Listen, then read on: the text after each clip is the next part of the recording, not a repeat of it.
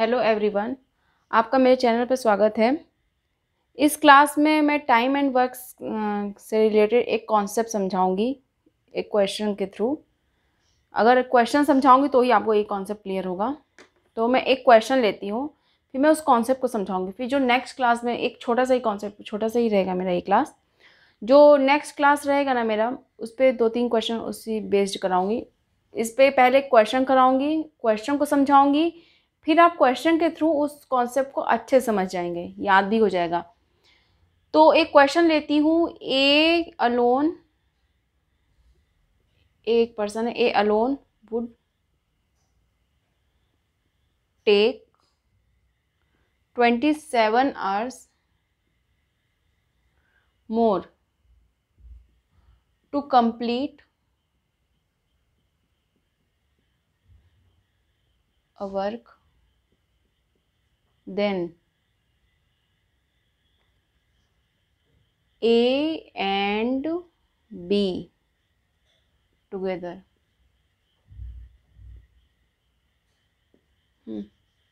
A and B together. B takes 3 hours more to complete a work alone than A and B work together. In how many days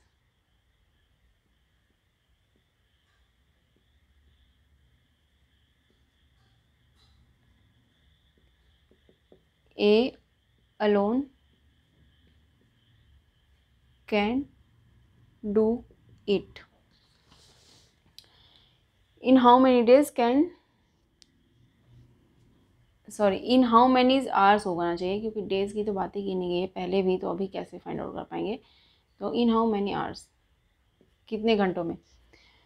तो ए can alone do it. तो इस question में क्या बोला है कि ए अकेला जो भी काम करता है to complete a work 27 hours more, A and B साथ में करते हैं तो ए को 27 hours ज़्यादा लगते हैं अगर ए एंड बी टुगेदर काम करते हैं तो। जैसे कि ए को अकेला, जैसे अच्छा समझाती हूँ फिर से समझे। ए एंड बी साथ में काम करते हैं तो जितना भी टाइम लगता है, ए अकेला उसी काम को करता है तो उसको 27 घंटे और काम और ज़्यादा टाइम लगता है ए एंड बी के कंपेयर में। जैसे कि ए प्लस बी को अगर मान लीजिए कि 7x घंटे लग रहे हैं तो ए को कितना लगेगा, x प्लस 27 घंटे। हाँ, इनके बीच का रेशियो ये दिया है। और क्या बोला है कि B takes 3 hours more to complete a work alone than A and B work together. क्या बोल रहा है कि A एंड B जो काम को करने में टाइम ले रहे हैं, B उसी काम को अकेले कर रहा है तो उसको 3 घंटे ज़्यादा लग रहे हैं।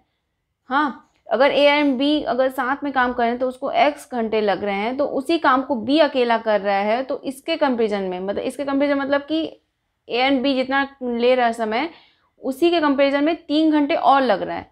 तो b की वैल्यू क्या हो जाएगी यहाँ पे, x प्लस 3।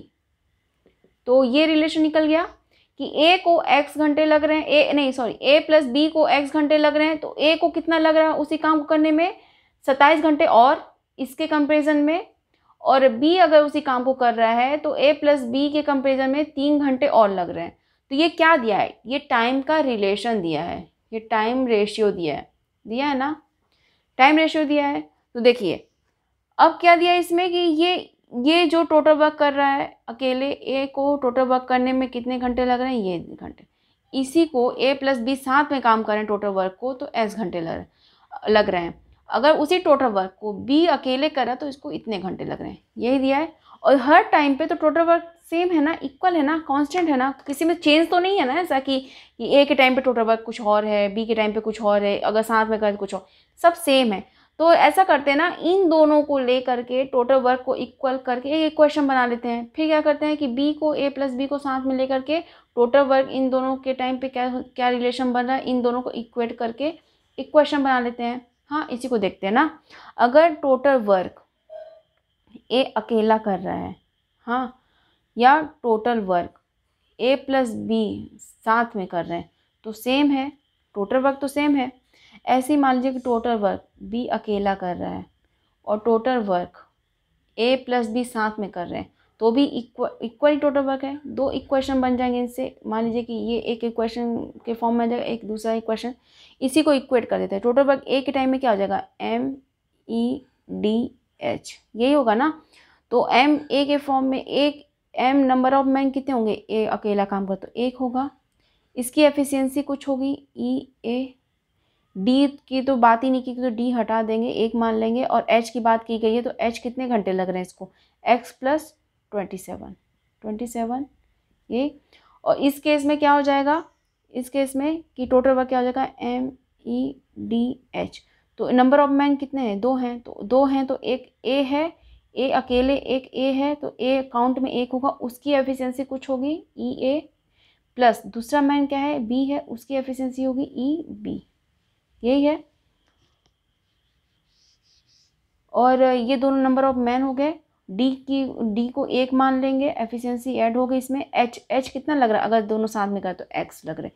ये दोनों क्या है, इक्वल हैं, हाँ इक्वल हैं। तो इसको आप कैलकुलेट करो ना, इसको सॉल्व करो सिंपल फॉर्म में।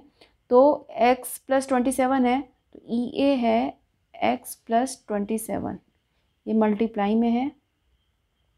ऐसे ही EA plus EB into x है, तो इसको सॉल्व करेंगे सिंपल और फॉर्म में। तो x EA, ये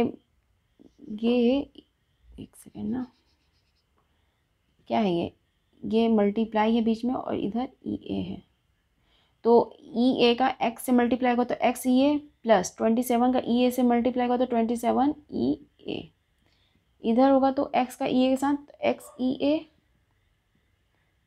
प्लस x का EB के साथ होगा तो x EB, ये हो जाएगा।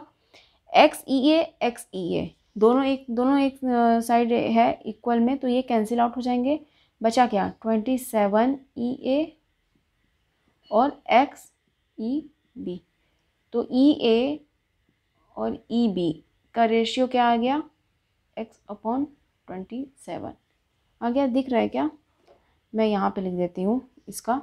एक ये इक्वेशन आ गया, पहला इक्वेशन क्या है, EA और EB के बीच में जो रेशियो दिया है x/7, ये पहला इक्वेशन आ गया।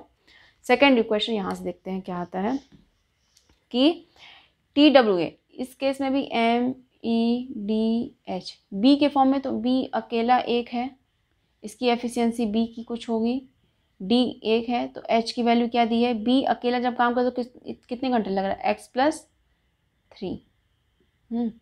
ऐसे ही अगर टोटल वर्क इधर लेंगे कि जब दोनों साथ में काम करते, तो टोटल वर्क में MEDH, तो नंबर ऑफ मैन कितने, दो हैं, दो में एक A है, उसकी एफिशिएंसी, एक दूसरा क्या है B, एक B है, उसकी एफिशिएंसी B। H की बात की गई, D की बात नहीं की गई, तो दोनों साथ में कितने लग रहे घंटे, x हो गया। हाँ, तो इधर आप कैलकुलेट करोगे तो EB और x के साथ मल्टीप्लाई होगा तो क्या आएगा, x EB प्लस 3 का EB के साथ 3 EB, और इधर EA का x के साथ तो x EA प्लस EB का x के साथ मल्टीप्लाई होगा तो x EB, ये हो गया। तो x EB ये दोनों कैंसिल आउट हो जाएंगे, क्या बचा 3 EB और x EA। तो EA और EB का रिलेशन क्या है इनके बीच में, EA और EB, तो EB इधर चला जाएगा तो x इधर आ जाएगा, 3/x आ गया। एक ये रिलेशन, एक ये रिलेशन, तो इन दोनों को एक साथ रख देते हैं कि EA/EB क्या रिलेशन आया, एक 3/x। दो इक्वेशन हो गए, ये दोनों ई अपॉन ई बी, ई ए अपॉन ई बी दोनों इक्वल हैं, तो ये भी दोनों इक्वल होंगे। तो दोनों को साथ में सॉल्व करेंगे तो क्या होगा, x अपॉन 27 दोनों को इक्वल कर देंगे 3/x। तो x का आपस में मल्टीप्लाई हो जाएगा x स्क्वायर और 3 इंटू 27 हुआ ना। तो x को की वैल्यू क्या आएगी, स्क्वायर रूट किसका, 3 इंटू 27।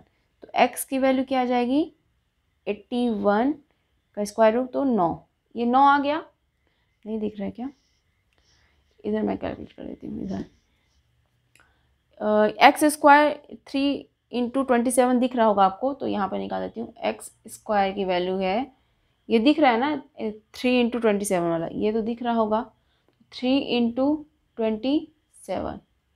तो x की वैल्यू क्या हो जाएगी, ये 27 और 3 मतलब 81 हो जाएगा, तो स्क्वायर रूट इसका 9।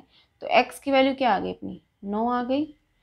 हाँ, तो a प्लस बी को कितना टाइम लग रहा है, 9 दिन। तो a को कितना लगेगा, a को कहाँ, यहाँ पे a को x की वैल्यू अगर 9 दी है तो a की वैल्यू क्या हो जाए, a को कितना टाइम लगेगा, x प्लस 27, तो 27 प्लस 9 तो कितना हो जाएगा, 9 7 16 36। a की वैल्यू क्या आ गई, 36, मतलब a को 36 डेज लगेंगे और b के वो कितने दिन लगेंगे, x प्लस 3 है, तो x प्लस 3 मतलब 9 प्लस 3, तो 9 प्लस 3 कितने दिन लगे, 12 दिन। 12 दिन लग गए, b को 12 दिन, a को 36 डेज। ये समझ आ गया। तो ये क्वेश्चन समझ आ गया होगा आपको। एक बार फिर से मैं इसको समझा देती हूँ कि A alone would take 27 hours more to complete a work A and B together। मतलब कि जब A और B साथ में जितना टाइम ले रहे हैं किसी काम को करने में साथ में, तो A अकेला उसी काम को करने के लिए 27 घंटे और ले रहा है, तो x प्लस 27। B, जब B की बात की, B takes 3 hours more to complete a work alone then A plus B work together। जब B अकेले काम कर रहा है और तो 3 घंटे ज़्यादा लग रहे हैं किसके कंपेरिजन में, A प्लस बी जब साथ में काम कर, तो हर केस में तो टोटल वर्क तो इक्वल ही है, उसी टोटल वर्क को ये भी कर रहा है, ये भी कर रहा है, ये भी। तो ऐसे करते ना, इन दोनों के टोटल वर्क को इक्वल करके एक इक्वेशन निकाल लेते हैं, ये एक इक्वेशन निकल जाएगा ये वाला। ऐसे ही इसको लेकर के साथ में करेंगे तो ये दूसरा इक्वेशन निकल, दोनों इक्वेशन को सॉल्व करेंगे तो x की वैल्यू निकल जाएगी। x की वैल्यू निकल गई तो x की वैल्यू मतलब a प्लस बी की वैल्यू, a प्लस बी साथ में कितने दिन ले रहे हैं, 9 दिन ले रहे हैं, तो a कितना ले रहा है 36 डेज, b कितना ले रहा है 12 डेज। तो ये टोटल सबका निकल जाएगा कि a कितने दिन ले रहा है, b अकेले कितने दिन ले रहा है, a प्लस बी दोनों साथ में काम के कितने दिन ले रहे हैं। हाँ, तो ये आपको निकल जाएगा। तो इस क्वेश्चन को समझाने का मेरा मेन रीज़न क्या है, अब इसको समझिए। हाँ, कि जो x की वैल्यू आप निकालें, ये सब पूरा ये सब आप जो कैलकुलेशन ये सब जो किए हैं कि टोटल वर्क को इक्वेट करना, नहीं करने की जरूरत पड़ेगी। देखिए ये जो 9 निकला है ना, ये कैसे निकला है, किसका स्क्वायर रूट है, 3 का और 27 का। एक सेकेंड ना, मैं कहीं पे इसको बता देती हूँ, फिर आपको समझाती हूँ। शॉर्टकट है ये, क्वेश्चन बहुत बड़ा है बट ना ये इतना ईजी हो जाएगा ना अगर आपको ये याद रहा कि आपको कैसे कैलकुलेट करना है x की वैल्यू। इतना बड़ा काम करना ही नहीं पड़ेगा जो इतना। देखिए यहाँ से देखिए एक्स स्क्वायर की वैल्यू, इसको देखिए ये क्या है, ये देखिए ये 3 इंटू 27 दिया है ना, 3 इंटू 27, एक्स स्क्वायर की वैल्यू क्या दिया 3 इंटू 27। फिर एक्स स्क्वायर जो आप निकाल रहे हैं, सॉरी एक्स की जो वैल्यू निकाल रहे हैं, स्क्वायर रूट किसका निकाल रहे हैं 3 इंटू 27 का। ये 3 और 27 है क्या, देखिए ना, ये 3 इधर से आया है, एक 27 इधर से आया है, तो जो ए के साथ एक्स्ट्रा में ऐड है कि इसको इतने घंटे एक्स्ट्रा लग रहे हैं, बी को इतने घंटे एक्स्ट्रा ले रहे हैं, तो इसी का तो मल्टीप्लाई है दोनों। तो आपको जब x की वैल्यू, ये डायरेक्ट वैल्यू x की निकालनी है, तो इन दोनों का मल्टीप्लाई करके स्क्वायर रूट ले लो ना आप, तो x की वैल्यू डायरेक्टली निकल जाएगी कि ये 27 81 होता है, फिर 9 आ जाएगा। तो क्या मैं बोलना चाहती हूँ कि अगर ऐसे क्वेश्चन देता है कि a प्लस बी कुछ दिन ले रहे हैं, फिर से ज़्यादा a अकेला ले रहा है, इससे ज़्यादा कुछ b अकेला ले रहा है करने में, तो आपको x की वैल्यू आराम से निकल जाएगी कि a प्लस बी को कितना टाइम ले रहा है। तो कैसे निकलेगा कि इन दोनों का, ये जो अकेले जो एक्स्ट्रा में काम कर रहे हैं उन्हीं को मल्टीप्लाई करके उसका स्क्वायर रूट ले लो आप, तो आराम से 9 निकल जाएगा। 9 निकल गया मतलब x निकल गया, तो ये a की वैल्यू x प्लस 27 निकालना ईजी हो जाएगा, x प्लस 3 निकालना भी ईजी हो जाएगा, जो कि ये a का टाइम है, ये b का टाइम है। तो मैं क्या कहना चाहती हूँ कि ये एक क्वेश्चन को मैंने समझाया क्यों कि अगर मैं डायरेक्टली बताते कि एक कुछ ऐसे ए प्लस बी को एक्स टाइम लग रहा है, बी को एक्स प्लस ए टाइम लग रहा है, और ए को इतना लग रहा है, तो स्क्वायर रूट ऐसे, तो आपको याद नहीं होता, वो फॉर्मूला बन जाता। बट अगर आप एक क्वेश्चन से आप समझ करके फिर फॉर्मूला बनाओगे तो आपको ईजी पड़ेगा। तो मैं आपको एक फिर डायरेक्टली मैं अब वो फॉर्मूला ही लिख दे रही हूँ। फॉर्मूला मतलब कि एक कॉन्सेप्ट है ये, कि आपको अच्छे से याद रहेगा। ये अगर आपने क्वेश्चन कर लिया तो आपको अच्छे से याद रहेगा। जो मैं एक जनरल इक्वेशन ही बना दे रही हूँ इस पर, कि ए प्लस बी को टाइम ऐसे देते हैं कि time taken by A plus B, time taken by B alone, time taken by A, हाँ, इसको ए प्लस बी को लग रहा है एक्स आर या एक्स डेज, कुछ भी दिया हो टाइम के रेशियो में, इसको इससे ज़्यादा लग रहा है एक्स प्लस, मान लीजिए बी लग रहा है, इसको बी है तो यहाँ पे बी मैंने रख दिया, और इसको एक्स प्लस ए, हाँ, इसको x plus B days, hours लग रहे हैं, डेज लग रहे हैं, जो भी, और ये भी जो।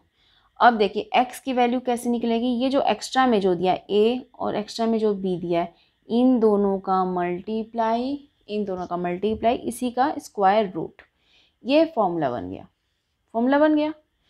तो इसी चीज़ को मैं समझाना चाहती हूँ, इसी चीज़ को मैं समझाना चाहती हूँ, इस फॉर्मूले को समझाना चाहती हूँ।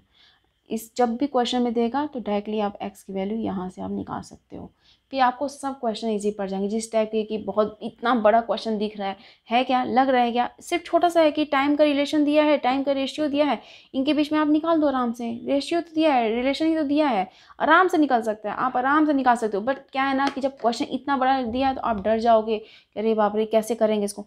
बट अगर आपको ये चीज़ पता है, अगर आपने एक दो बार क्वेश्चंस किए हैं इस टाइप के, तो आपके लिए बहुत ईजी लगेगा ना कि अरे यार स्क्वायर रूट ही तो बस निकालना है इसको।